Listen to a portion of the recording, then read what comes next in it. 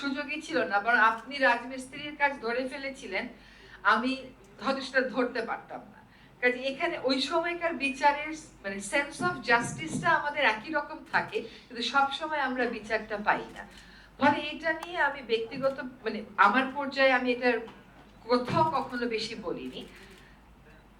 কয়দিন আগে একজন সমন্বয়ক একটা মিটিং এ একটা কথা বলেছিলেন, একটা নারী সমন্বয়ক, যে আমার গায়ে এখনো ছাত্রলীগের আঘাত রয়ে গেছে, কিন্তু আমি সেই আঘাত নিয়ে কথা বলতে চাই না। কারণ আমার চাইতে অনেক কষ্ট এই আন্দোলনে অনেকে করেছে, অনেকে মারা গেছে, অনেকে জেলে থেকেছে, তথাকথিত ডিবি হেফাজতে থেকেছে। ফলে আমার কষ্ট এটা বড় করে দেখানোর কিছু নাই। এটা একটা সিস্টেমের ফল হিসাবে আমরা সবাই এই প্রসেসের ভিতর দিয়ে গেছি। আমাকে এই কাজটা এই ঘটনার মুখোমুখি কেন হতে হয়েছে? কারণ হচ্ছে যে আমি যে কথাগুলো বলি, এই কথাগুলো সরকারের পছন্দ না। আমার বিবেচনায় আমি রাষ্ট্রের স্বার্থে বলি, কিন্তু সরকার আর রাষ্ট্র এটা আলাদা করে দেখতে পারেনি, সেটা একটু আগে বলা হলো। এবং আমার ক্ষেত্রে আরেকটা বিষয় হয়তো ছিল যে আমি ন্যস্ত স্বার্থ গোষ্ঠীর বিরুদ্ধে চলে গেছি। একটা ফ্যাসিস্ট রেজিম একা একা ফ্যাসিস্ট হয় না, সে সাথে বিচার বিভাগকে নেয়, সে সাথে ব্যুরোক্রেসিকে নেয়, সে সাথে পুলিশ প্রশাসনকে নেয়, সে এমনকি সাথে গণমাধ্যমকেও নেয়, সে বুদ্ধিজীবীদেরকেও সাথে নেয়। সবাইকে সাথে নিয়েই তো একটা ফ্যাসিস্ট রেজিম গড়ে ওঠে। এখন যদি আমি ফ্যাসিজম থেকে এখনকার বাস্তবতার কথা বলি, আমি কেন মনে করব যে আমার আমার স্বপ্ন আপনাদের স্বপ্নের চেয়ে ভিন্ন? আমরা তো সহযোদ্ধা, আমরা হয়তো দায়িত্ব পেয়েছি কয়েকজন, কয়েকজন দায়িত্ব পাইনি, কিন্তু স্বপ্ন ভিন্ন হবার তো মানে মোটা দাগের স্বপ্নগুলো ভিন্ন হবার তো আমি কোনো কারণ দেখতে পাই না। এখন সেই স্বপ্ন বাস্তবায়নের ক্ষেত্রে ১.৫ মাস যথেষ্ট, নাকি ১.৫ বছর যথেষ্ট, না ১.৫ যুগ যথেষ্ট, সেটা নির্ভর করবে যে আপনি কতটা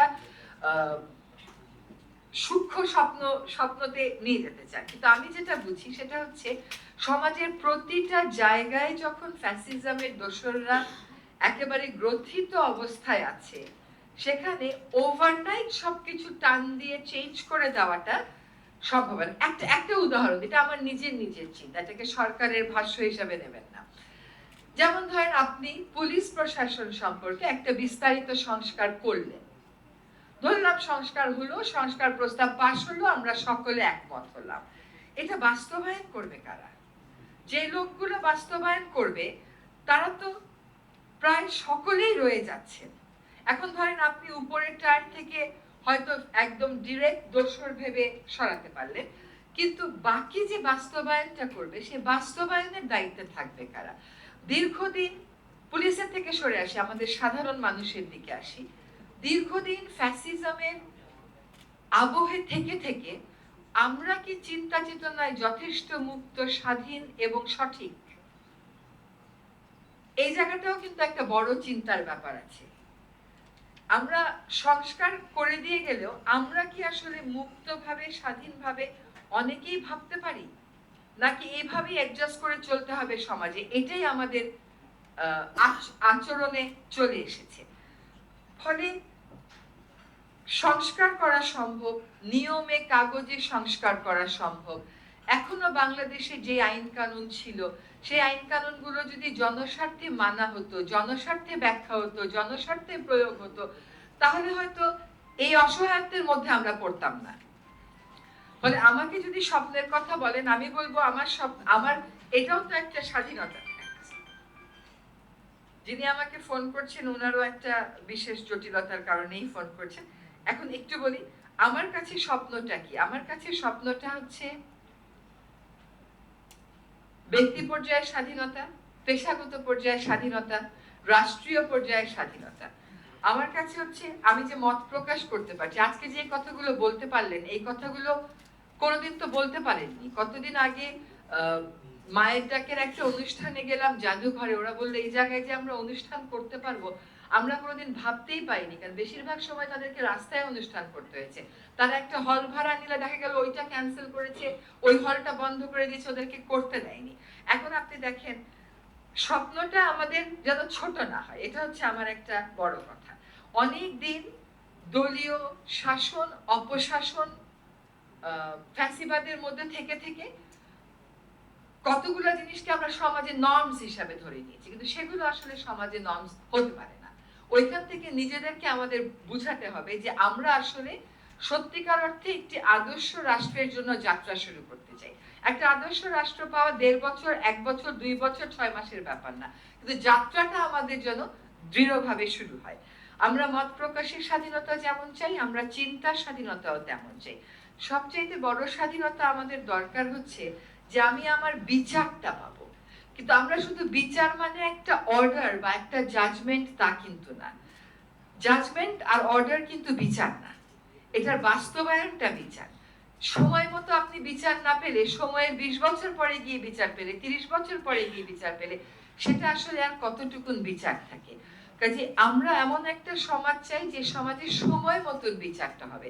সময় মতন বিচার, এখন আমি চলে গেলে আমার বিচার হবে, আপনি চলে গেলে আপনার বিচার হবে, এমনই যদি বিচারের সিস্টেম হয়ে দাঁড়ায়, তাহলে সেইগুলো তো আসলে আর সুবিচার হলো না, ইনসাফ হলো না। ইনসাফ বলে আমরা যা বুঝি, আমাদের কতগুলো স্বপ্ন সাদা কালো, কতগুলো স্বপ্ন খুবই রঙিন, কতগুলো স্বপ্ন আমার মনে হয় খুবই সাজানো, কতগুলো স্বপ্ন আবার খুবই বিক্ষিপ্ত।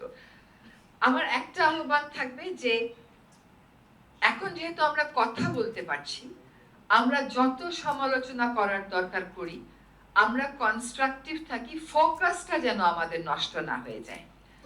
এই ফোকাসটা নষ্ট হয়ে গেলে, এবং ফোকাসটা জানি আমরা ঠিক মতো ডিফাইন করতে পারি যে আসলে আমরা কি চাই, কে সেটা কতটা গুরুত্বপূর্ণ, তার থেকে জরুরি হলো কে এবং কি পদ্ধতিতে। এই পদ্ধতিটা যেন আমরা ঠিক করে ফেলতে পারি। আমরা স্বপ্নের কিছু বাস্তবায়ন শুরু হয়নি এটা আমি বলছি না। এই ঘরে, এই দেশে এখন খাদিজা মুক্ত। আজকে রেজাউল সাহেব নাম ধরে ধরে কথা বললেন, প্রীতমকে জিজ্ঞাসাবাদে কি বলেছে এই কথাটাও বললেন। কিন্তু এখানে আয়না ঘর এখন হয়তো ইনশাআল্লাহ আর কোনোদিন আর আমাদের দেশে দেখতে হবে না। আমরা গুমের কনভেনশনে স্বাক্ষর করেছি, মানে অনুস্বাক্ষর করেছি। এগুলো তো স্বপ্ন বাস্তবায়নের প্রক্রিয়া। খুব দ্রুততার সাথে হয়তো আমরা চাই, খুব দ্রুততার সাথে হয়তো হচ্ছে না, পদ্ধতি নিয়ে অনেকের হয়তো আপত্তি আছে। আমরা সবগুলো কথা যেন বলি, সবগুলো কথা শোনা হয়, সবগুলো কথা পড়া হয়, সবগুলো কথা বিবেচনায় নেওয়া হয়। যেমন কোথাও একটা কাউকে নিয়োগ দেওয়া হলে সাথে সাথে অনেককে নিয়োগ দেওয়া হলে বলা হচ্ছে না ও ভালো না, সেটা কিন্তু বিবেচনায় নিয়ে বদলানো হচ্ছে। আর স্বপ্নটা তো আমি দেখব না বা সরকার দেখবে না, সকলে মিলে দেখতে হবে। যদি সকলে মিলে দেখতে হবে, যদি সরকারের সাথে যারা স্বপ্ন দেখে সকলের একটা সংযোগ স্থাপন খুবই জরুরি। কতগুলো সংস্কারের কথা হচ্ছে, বদিউল আলম সাহেব নিশ্চয়ই বলবেন। এই সংস্কার প্রক্রিয়াটা শুরু হয়েছে ওই স্বপ্নগুলোকে ধারণ করে। এখন সংস্কারের প্রস্তাবনা আসা মাত্রই সংস্কার হয়ে যাবে এটা মনে করার কোনো কারণ নেই। তারপরে আমরা কি করব, কি করতে হবে, কেমন করে রাজনৈতিক ঐক্যমত করতে হবে, এগুলো অনেক বড় পরিসরের কাজ আমাদেরকে করতে হবে, সকলকে মিলেই করতে হবে। আর যদি আমি আমার কয়েকদিনের অভিজ্ঞতার কথা বলি বা আপনাদের থেকে যা শুনলাম, আমার নিজের কাজ করার অভিজ্ঞতা থেকে বলেছি, আমার মনে হয় কি স্বপ্নের যেভাবে করে রাষ্ট্রটা শাসিত হয়েছে, কখনো কখনো শোষিত হয়েছে দীর্ঘ সময় ধরে, তাতে রাজরাজরাদের এক ধরনের স্বপ্ন থাকে। সেই রাজরাজরাদের স্বপ্নটা হচ্ছে ক্ষমতাটা আমি কেমন করে ধরে রাখবো। আর সাধারণ মানুষের এক ধরনের স্বপ্ন থাকে, সেই স্বপ্নটা হচ্ছে যে আমাকে একটা জবাব নিতে হবে, আমার অধিকারটা আমি সংরক্ষিত করব। এই যে তাদের একটা স্বপ্ন ক্ষমতা ধরে রাখা, আর সাধারণ মানুষের স্বপ্ন হচ্ছে তার অধিকার প্রতিষ্ঠিত করা, এই দুইটা জায়গার মধ্যে একটা জবাবদিহিতা আমাদেরকে আনতে হবে। এই যদি ক্ষমতার ক্ষেত্রে জবাবদিহিতা না থাকে আর অধিকারের প্রশ্নে যথেষ্ট পরিমাণ স্পষ্টতা না থাকে, তাহলে আসলে স্বপ্ন বাস্তবায়নের পথটা বন্ধুরই থেকে যাবে। তো আমার দৃঢ় বিশ্বাস যে ক্ষমতার ক্ষেত্রে জবাবদিহিতা আমরা আনতে পারবো, অধিকারের ক্ষেত্রেও আমরা জবাবদিহিতা আনতে পারবো। আমরা বলতে আমি শুধু সরকারকে বোঝাচ্ছি না, আমরা বলতে সরকারের পাশাপাশি আমরা সক্রিয় সচেতন একটা জনগোষ্ঠীকে বোঝাচ্ছি। আমাকে এখানে আমন্ত্রণ জানানোর জন্য জিলুর ভাইকে অনেক ধন্যবাদ। আপনাদের কষ্টের কথাগুলো শুনে নিজের কষ্টের পরিমাণ অনেক কমে গেছে। আমরা যে কষ্টগুলোকে একসাথে নিয়ে কষ্ট থেকে উত্তরণের পথে একটা যাত্রা শুরু করেছি, সে যাত্রা যতই চ্যালেঞ্জিং হোক না কেন, আমরা যেন একজন আরেকজনের হাতটা ছেড়ে না দিই। কারণ ফ্যাসিবাদের দোসররা সবখানে আছে, সবখান থেকে পাল্টা আক্রমণ হবে। আমরা যেন একসাথে পথ চলার যে প্রক্রিয়াটা, সেটাকে সুদৃঢ় করতে পারি এবং সেটাকে আমাদের জন্য সুগম করতে পারি। সকলকে অনেক ধন্যবাদ। ধন্যবাদ।